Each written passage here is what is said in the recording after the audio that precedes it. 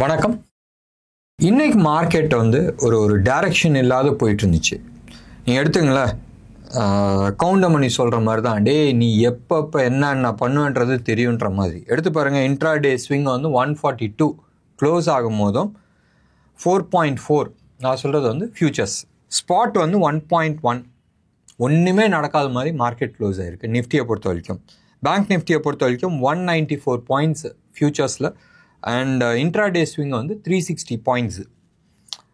இன்னமும் Nifty bank Nifty ப்ரீமியமில் இருக்குது. நிஃப்டி 65 பாயிண்ட்ஸ் ப்ரீமியமில் இருக்குது. பேங்க் நிஃப்டி 156 பாயிண்ட்ஸ் ப்ரீமியமில் இருக்குது. ஆட்டம் இன்றைக்கி அங்கே கிடையாது. அது அப்படி ஒதுக்கி வச்சுட்டு ஃபின் நிஃப்டிக்கு வரலாம். இன்றைக்கி எக்ஸ்பைரி இல்லை, டியூஸ்டே. ஃபின் நிஃப்டி 2 to 240 ஒரு விளையாட்டு நடந்துச்சு. அண்ட் 240 to 310 அந்த அரை மணி நேரத்தில் சாரியான ஆட்டம், ஒரு பெரிய மூவ். எல்லா இதுவுமே ஷார்ட் கவரிங் வந்துச்சு. எஸ்பெஷலி நீங்கள் எடுத்து பார்த்தீங்கன்னா ஃபின் நிஃப்டியில் இருக்கிற எல்லா டாப் பர்ஃபார்மர் நீங்கள் எடுத்து பாருங்கள். ஃபின் நிஃப்டியில் இன்றைக்கி top performer SBI cards 2.6% up. அது விட்டுருங்க. LIC housing finance, PFC, SBI life, REC, MFSL, HDFC life, Shriram funds எல்லாமே செம்ம ரேலி. எல்லாமே ஷார்ட் கவரிங். இவன் எல்லாம் தூக்கும் போதும் ஃபின் நிஃப்டி மேலே தூக்க ஆரம்பிச்சிச்சு. ஆப்ஷன்ஸ்லாம் இன்றைக்கி சர்வசாதாரணமாக, ரைட், 1:10, 1:20, அதாவது ₹1 வித்துட்டு இருந்ததுலாம் ₹20 ஆச்சு. அந்த 23,700, 650, 800 கால்லாம் சூப்பர் ராலி, ரைட். ₹19 ₹220, ₹6 ஆல்மோஸ்ட் ₹200. இது மாதிரி மூமெண்ட்ஸ்லாம் சர்வசாதாரணமாக இன்றைக்கி பார்த்தோம். இது only because of short covering. நீங்கள் எடுத்து பாருங்கள், most of the time, right, most of the time இந்த ஸ்டாக்ஸ் ஆர் இந்த ஆப்ஷன் ப்ரைஸ் எல்லாமே ஒர்த்லெஸ்ஸாக போகுது. இன்றைக்கி டேட்டில் ஆப்ஷன் பையர்ஸ்க்கு ஒரு சில டைமில் ஜாக்பாட் கிடைக்குது. நான் இதுதான் அடிக்கடி இன்சிஸ்ட் பண்ணிகிட்ருக்கேன். ஆப்ஷனை பற்றி உங்களுக்கு தெரியல, அந்த அனாட்டமி உங்களுக்கு தெரியல, ஏன் இது ஷூட்டப் ஆகுது, ஏன் எப்போ ஷூட்டப் ஆக போகுது, அந்த அனாட்டமி உங்களுக்கு தெரியல, அதுக்கு பார்ட்டாக நம்ம பிரித்து பார்க்க தெரியலன்னு சொன்னால் மங்காத்தா தான் நீங்கள் விளாண்டுட்ருக்கீங்க. Most of the time option buyers மாட்டிக்கிறாங்க. அவங்க ₹100 வாங்குறாங்கன்னா க்ளோஸ் ஆகும் போதும் அட்டி மணியில் இருக்கிறத 5 பைசாவில் க்ளோஸ் ஆகுது. மேபி மற்றவங்களுக்குலாம் ₹2, ₹5, ₹10 கிடைக்குது. ஒன்று. ரெண்டாவது, most of the time option sellers are making money. Option sellers are making money. But மறுபடியும் நான் சொல்கிறேன், பட் என்னைக்கு அவங்க மாட்டுறாங்களோ மொத்தமாக பிடுங்கிடுறாங்க. இன்றைக்கி எடுத்து பாருங்கள், அந்த அல்பம் ₹6, ₹8, ₹10 அலைஞ்சி இருந்தால் அதுக்கு அவங்க எவ்வளோ மார்ஜின் ஃபண்டிங் கட்டுறாங்க? க்ளோஸ் அபவுட் 1 lakh கட்டுறாங்க. லாஸ் எவ்வளோ? ஒரு ரூபாவுக்கும் ₹7 ப்ரீமியம் அவங்க கலெக்ட் பண்ணுறாங்க. ஆல்மோஸ்ட் ₹270, ₹250. என்ன ஆகுது? they are losing. தயவு செஞ்சு டெக்னிக்கல் அனாலிசிஸ் கற்றுங்க, ஆப்ஷன் அனாலிசிஸ் கற்றுங்க. சிம்பிளாக இப்படி பை செல்லுன்றதில் போயிடாதீங்க. ஸ்ட்ராட்டஜியில் போய் மாட்டிக்காதீங்க. மேலே வந்தாலும் நாங்கள் இது பண்ணுவோம், அதாவது டைரக்ஷன்லெஸ் ட்ரேடிங் சொன்னாலும் இது மாதிரி ஒரு ஃபாஸ்ட் மூவ் வரும்போதும் உன் ஸ்ட்ராட்டஜியெல்லாம் தூக்கி ஓரங்கட்ட வேண்டியதுதான். எங்கேயுமே அதாவது இந்த மூமெண்ட் ஆர் ஸோ ஃபாஸ்ட், நீங்கள் ஸ்டாப் லாஸ் போட முடியாது. ஸ்டாப் லாஸ் போட்டிங்கன்னா ஜம்ப் ஆகி போகும். நான் மார்க்கெட் ஸ்கொயர் ஆஃப்னு போட்டாவே போக மாட்டேங்குது. ஏன்னா மார்க்கெட் ஸ்கொயர் ஆஃப்ன்றது அட் தி மார்க்கெட்டில் போடுறோம். அப்படி போட்டும் அந்த ப்ரைஸை ஜம்ப் ஆகி போயிடுது. நீங்கள் மாடிஃபை பண்ணி மறுபடியும் மார்க்கெட்னு போட வேண்டிய சூழ்நிலை. ஸோ மாட்டிக்காதீங்க இது மாதிரி விஷயத்தில். இது ஸ்பெசிஃபிக்காக இன்றைக்கி சொல்லணும்னு நினச்சேன். இதுக்கு முன்னாடி 2 நாளைக்கு முன்னாடி நான் சொல்லியிருந்தேன். தயவு செஞ்சு கண்ணை மூடிட்டு நீங்கள் ஆப்ஷன் ட்ரேடிங்கில் போய் இறங்காதீங்க. டெக்னிக்கல் அனாலிசிஸை அக்கு வேறு ஆணி வேறாக கற்றுங்க. அதை தான் நாங்கள் டீச் பண்ணிகிட்ருக்கோம். ஒன்று. ரெண்டாவது, ஒன்ஸ் டெக்னிக்கல் அனாலிசிஸ் தெரிஞ்சதுக்கப்புறமா ஆப்ஷன் அனாலிசிஸ் எப்படி பண்ணுன்றது தெரிஞ்சுங்க. அதுக்கப்புறமா ஆப்ஷன் ட்ரேடிங் பண்ணுங்கள். அந்த ஆப்ஷன் ட்ரேடிங்கில் பையிங் பண்ணலாமா செல்லிங் பண்ணலாமான்றது நீங்கள் முடிவுக்கு வாங்க. ஏன்னு சொன்னால் ஒன்ஸ் நீங்கள் கற்றுக்கிட்டுனா கண்மூடித்தனமாக உள்ளே என்டர் பண்ண மாட்டீங்க. எப்போ தேவை இருக்கோ அப்போ தான் நீங்கள் இது பண்ணிகிட்ருப்பாங்க. சிங்கமும் புலியோ காலையிலேருந்து நைட்டு சன்செட் வரைக்கும் ஓடிக்கிட்டே இருக்காது. அது பாட்டுக்கு தூங்கிட்டு இருக்கோம். எப்போ கரெக்டான வேட்டை வருதோ போய் அடிக்கும். அது வரைக்கும் அது காத்துக்கிட்டு இதுதான் ட்ரேடிங். ட்ரேடிங்கில் it is more important to sit and watch. ஒன்று. ரெண்டாவது முக்கியமான விஷயம், உட்காந்து எப்போ நம்ம ட்ரேட் எடுக்கணும், அந்த ட்ரேட் எடுத்ததுக்கப்புறமா எவ்வளோ நேரம் கழித்து நம்ம ப்ராஃபிட் புக் பண்ணணுன்றது. லாஸ் ஆச்சுன்னா நம்ம வந்து ஆல்மோஸ்ட் 8 மணி நேரம் 10 மணி நேரம் கூட நம்ம வெயிட் பண்ணுறதுக்கு ரெடி. இன்றைக்கி பூரா வெயிட் பண்ணி அடுத்த நாள் மத்தியானம் வரைக்கும் நீங்கள் வெயிட் பண்ணுறதுக்கு ரெடி. ஆனால் ப்ராஃபிட் வந்து ஒரு 4% 5% ஏறிடுச்சுன்னா ஐயோ புக் பண்ணிடலாமான்னு வைங்க, அங்கே 10% வெயிட்டிங்காக இருக்கும். ஒரு 4% ஏறினாவே உங்களால் கை தாங்க மாட்டேங்குது. ஸோ பெரிய சக்ஸஸ்க்கோசரம் நீங்கள் வந்து மிஸ் பண்ணிடுறீங்க. வெயிட் பண்ணி ட்ரேட் பண்ணுறது புத்திசாலித்தனம். இன்றைக்கி மார்க்கெட்டில் எதுவுமே ஸ்பெசிஃபிக்காக சொல்கிறதுக்கு ஒன்றுமே கிடையாது. அதர் தென் ஃபைனான்ஸ், கேபிட்டல் கூட்ஸ் வந்து நல்லா போச்சு. கேபிட்டல் கூட்ஸில் அகெயின் நீங்கள் வந்து ரெகுலராக இந்த வாஷிங் மிஷின், ஃப்ரிட்ஜு அந்த மாதிரி கம்பெனிலாம் கிடையாது. கேபிட்டல் கூட்ஸில் ஹெச்ஏஎல் நேற்று வந்து டிஃபென்ஸ் கவுன்சிலில் வந்து இந்த 240 சுகாய் பிளேனுக்கு வந்து இன்ஜின் 240 இன்ஜினை வந்து அப்ரூவ் பண்ணாங்க ஒரு 26,000 கோடிக்கு.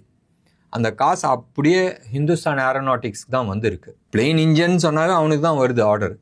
ஸோ 26,000 கோடி ரூபா இல்லை, 26,000 கோடி பிஸ்னஸ் வந்து ஹெச்ஏஎலுக்கு கிடச்சிருக்கு. அடுத்த 8 வருஷத்தில் வந்து இந்த இன்ஜின்ஸ் வந்து சப்ளை பண்ண போகிறாங்க ஸ்டார்டிங் ஃப்ரம் நெக்ஸ்ட் இயர். புது பிஸ்னஸில் டெஃபினட்டாக அது தூக்கும். அண்ட் இன்றைக்கி வந்து ஹெச்ஏஎல் வந்து ஒரு 3% தூக்கிச்சு. அடுத்தது வந்து டெக்ஸானு, ஊரில் இருக்கிற எல்லா என்ன சொல்லிடுது மேனுஃபேக்சரிங் கம்பெனி, அதாவது இந்த TV, fridge, washing machine, laptop, cellphone, இவங்க எல்லாம் போய் டெக்ஸான்கிட்ட தான் போய் உழுவுறாங்க. ஏற தான் செய்யும்.